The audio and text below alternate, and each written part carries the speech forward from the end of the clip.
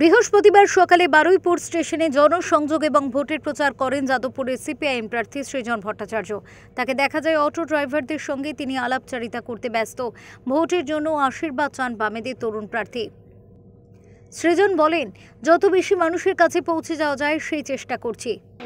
বিরাট বড় কেন্দ্র, যত বেশি সম্ভব মানুষের কাছে পৌঁছানোর চেষ্টা করা যায়, শেষ বেলায় সেটাই আমাদের সকলের চেষ্টা থাকে।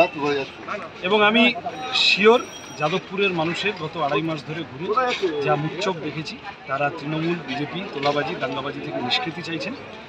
আমরা বামপন্থীরা এসে বলেছি আমরা রুজিরুটির কথা বলতে চাইছি, মানুষের কথা শুনেছি অনেক, সকলের আশীর্বাদ সাহায্য নিয়ে কাজ করার চেষ্টা করব বলেছি। মানুষ স্বতঃস্ফূর্তভাবে সাড়া দিয়েছেন।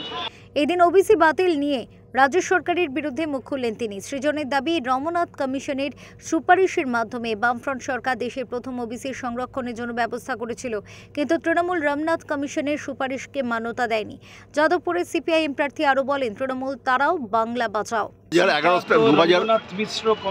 রঙ্গনাথ মিশ্র কমিশনের সুপারিশ অনুযায়ী বামফ্রন্ট সরকার ওবিসি গোটা দেশের মধ্যে প্রথম এই সংরক্ষণ ইত্যাদি ব্যবস্থা করে। তৃণমূল আর 5টা জিনিসটা যেভাবে ঘেটে ঘ করে দেয়, দুর্নীতি, অনিয়ম, বেনিয়ম সব মিলিয়ে ওবিসিটাও তাই করেছে। ফলত এখন এক ধাক্কায় 5 লক্ষ সংরক্ষণ বাতিল।